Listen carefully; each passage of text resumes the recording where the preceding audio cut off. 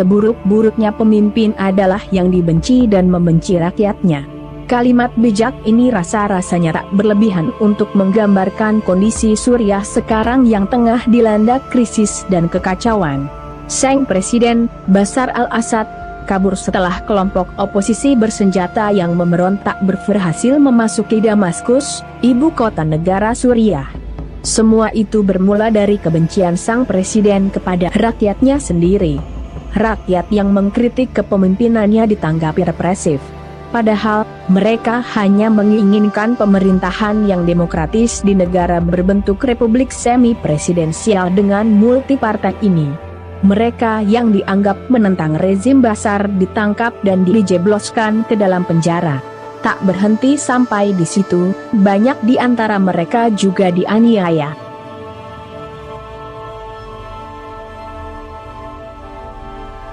Perlahan namun pasti, tindakan represif dari rezim Bashar melahirkan benih-benih kebencian. Yang awalnya hanya sebatas kritik, berubah menjadi tuntutan. Mereka menuntut Bashar al-Assad mundur dari jabatannya sebagai Presiden Suriah. Slogan anti pemerintah bertebaran di mana-mana sejak Maret 2011. Celakanya, tuntutan ini juga ditanggapi secara represif. Bahkan, semakin menjadi-jadi. Yang awalnya hanya mengerahkan aparat keamanan, rezim Bashar mulai menggunakan kekuatan militer untuk membungkam suara rakyat. Sudah begitu, kondisi perekonomian Suriah kala itu juga tidak baik-baik saja, angka pengangguran meningkat, kemiskinan merajalela, dan tingkat kesenjangan masyarakat semakin tajam. Seluruh sumber ekonomi Suriah dikuasai oleh keluarga al-Assad dan segelintir orang serta kelompok pendukung rezim Bashar. Yang kaya semakin kaya, yang miskin semakin miskin.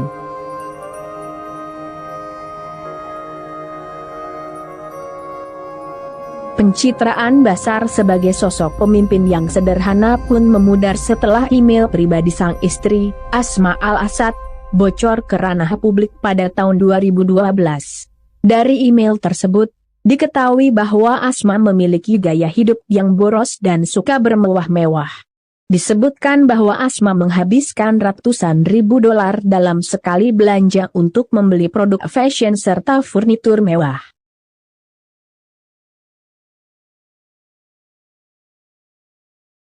Di tahun-tahun berikutnya, situasi politik Suriah semakin memanas. Gelombang aksi protes kaum oposisi pemerintah pun makin membesar. Tak mau tumbang oleh kehendak sebagian besar rakyatnya sendiri yang menginginkannya mundur dari jabatan presiden, nafsu Bashar untuk mempertahankan kekuasaannya malah semakin menjadi-jadi. Ia semakin getol meningkatkan cara-cara represif.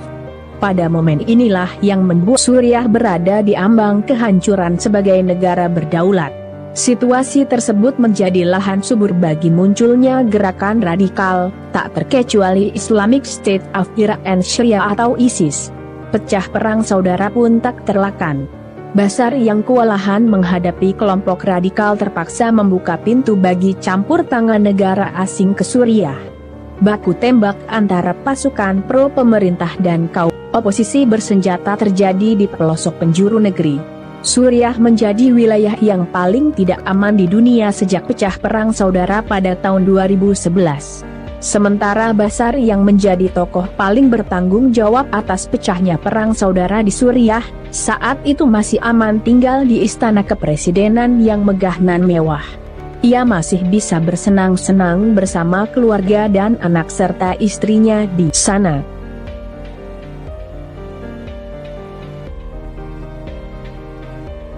Setelah belasan tahun berlalu, akhirnya kaum oposisi bersenjata berhasil menumbangkan rezim diktator Bashar al-Assad. Sejumlah kota penting di Suriah berhasil dikuasai oleh kelompok oposisi bersenjata. Mulai dari Aleppo, Hama, Homs, hingga pada akhirnya Damaskus, ibu kota negara Suriah.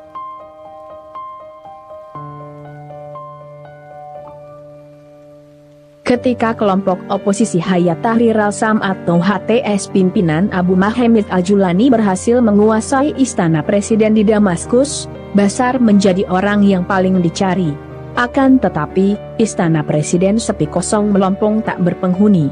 Rupanya, Presiden Bashar al-Assad sudah terlebih dahulu kabur menyelamatkan diri bersama istri dan ketiga buah hatinya, meninggalkan ribuan pasukan yang selama belasan tahun rela mati demi mendukung ketamakannya akan kekuasaan.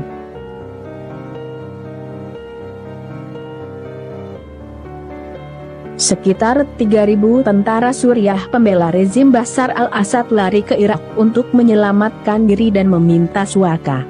Sementara Irak sendiri dilaporkan tidak berminat untuk memberikan suaka. Sejumlah petinggi militer pro-rezim Bashar dilaporkan dieksekusi, lainnya menghadapi ancaman hukuman berat atas tuduhan kejahatan perang saudara.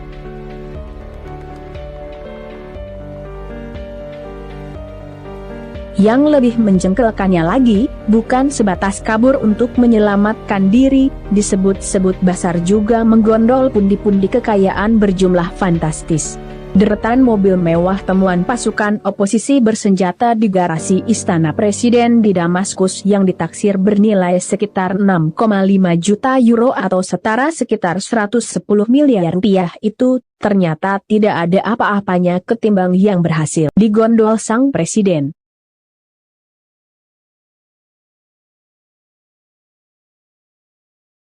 Investigasi mengungkapkan bahwa keluarga Assad kemungkinan menguasai aset sekitar 16 miliar dolar Amerika Serikat atau setara 256,52 triliun rupiah, termasuk 200 ton emas dan miliaran euro. Jumlah ini setara dengan anggaran nasional Suriah selama hampir 7 tahun, berdasarkan data tahun 2023.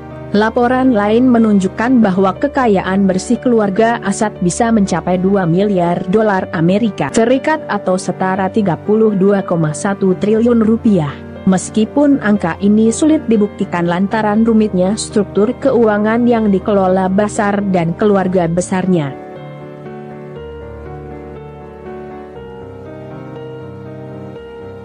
Laporan tahun 2022 oleh Departemen Luar Negeri Amerika Serikat mencatat bahwa rezim Assad menjalankan sistem patronase yang kompleks berupa perusahaan cangkang, kepemilikan real estate, rekening luar negeri yang dirancang untuk menyembunyikan kekayaan mereka dan menghindari sanksi.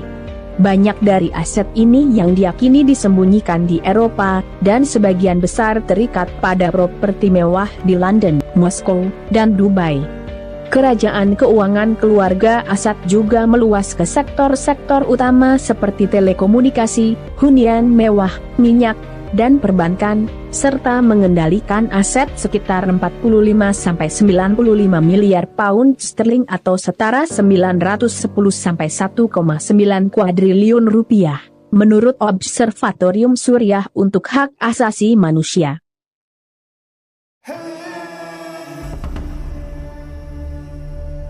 Sekarang, sosok yang sebelumnya mencitrakan diri sebagai pemimpin yang sederhana, modern, dan melakukan reformasi terhadap warisan rezim otoriter sang ayah, Hafez al-Assad, itu dipandang sebagai sosok pemimpin yang pengecut dan paling dibenci di Suriah.